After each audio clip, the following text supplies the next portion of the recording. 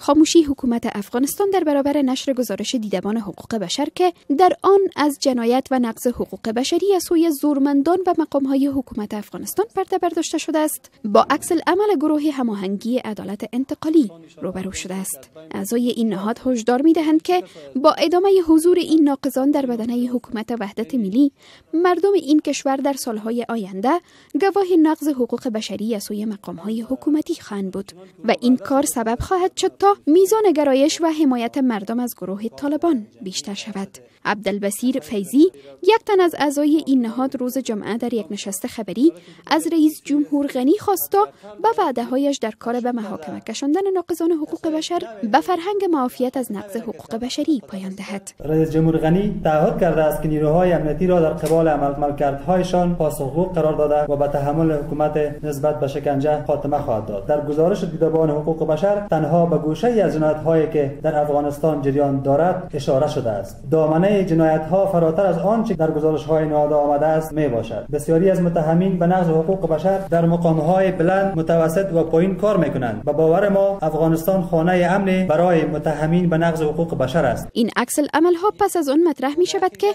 دیدبان حقوق بشر یا هیومن رایتس واچ روز سه‌شنبه گزارشی را زیر عنوان امروز تمام ما خواهیم مرد نشر کرده است که در آن شماری از زورمندان و مقام‌هایی که در جنایت‌های بشری دخیل بودند نام برده شده است. با این حال گروه هماهنگی عدالت انتقالی از رئیس جمهور غنی و عبدالله رئیس اجرایی حکومت افغانستان می‌خواهد تا به وعده‌هایشان در کار به محاکمه کشانیدن ناقضان حقوق بشر عمل کنند. مسئولان این نهاد همچنان کمیسیون مستقل حقوق بشر را در پیوند به نشر گزارش ترسیم منازعه که در آن نیز از ناقضان حقوق بشر نام برده شده است به مصلحت گرایی متهم می‌کند و از اعضای این کمیسیون می‌خواهد تا دیگر این گزارش را در گرو خود نگه ندارند. عبدالودود پدرام، یکی دیگر از اعضای این نهاد، میگوید گزارش ترسیم منازعه یک سند ملی است. این نگرانی وجود دارد که گزارش شاید هیچگاه نشر نشود، ولی گروه هماهنگی عدالت انتقالی و نهادهای فعال در زمینه حقوق بشر بارها تقاضا کرده از دولت افغانستان که گزارش نشر شود،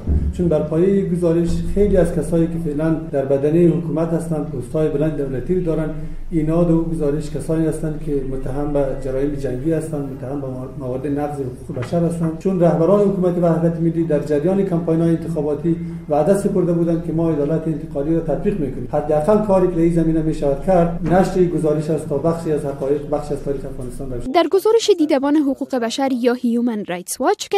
روز سه‌شنبه به نشر رسید، در آن عزیزالله، یک قماندان ولسوالی ارگون ولایت پکتیکا، نجیب الله کاپیسا، رئیس امنیت ملی ولایت تخار، میر علم، قماندان پیشین حزب جمعیت اسلامی، عطا محمد نور، سرپرست ولایت بلخ، اسدالله خالد، رئیس پیشین عمومی امنیت ملی افغانستان، عبدالحکیم شجاعی، قماندان در ولایت ارزگان، خیر محمد تیمور، قماندان پیشین امنیه ولایت تخار و عبدالرزاق، قماندان امنیه ولایت قندهار نام برده شده است. با این حال ریاست اجرایی حکومت افغانستان در عکس العمل با نشر این گزارش در اعلامیه از یک برنامه ملی که بر اساس آن مقام‌های نظامی و امنیتی دخیل در نقض حقوق بشر و جنایت‌های بشری به عملکردهایشان پاسخ خواهند داد خبر داده است. اما در این اعلامیه 8 تن از تعقیب عدلی معاف گفته شدند. خواستیم در این باره دیدگاه ریاست جمهوری و ریاست اجرایی را نیز داشته باشیم، اما مسئولان حکومت وحدت ملی در این باره از گفتگو خودداری کردند. کمیسیون مستقل حقوق بشر نیز بر تماس‌هایمان پاسخ نداد. با این حال گروه هماهنگی عدالت انتقالی حکومت افغانستان می‌خواهد تا با محاکمه کردن این ناقضان حقوق بشر بر درد بازماندگان قربانیان در کشور پایان دهد. گروه هماهنگی عدالت انتقالی که متشکل از 25 سازمان حقوق بشری است، از سال 2008 میلادی بدین سو تحت نظارت سازمان‌های حقوق بشر بین المللی به منظور تامین عدالت اجتماعی در افغانستان آغاز به کار کرده است و به گفته مسئولان آن این نهاد فعالیت‌هایش را از 1 سال بدین سو به گونه مستقل به پیش می‌برد. مسئولان این نهاد حکومت پیشین افغانستان را در کار به محاکمه کشانیدن ناقضان حقوق بشر که در کرسی‌های بلند حکومت حضور دارند به ناتوانی و مصلحت گرایی متهم می‌کند و از حکومت وحدت ملی می‌خواهند تا این ناقضین حقوق بشر را به میز محاکمه بکشاند.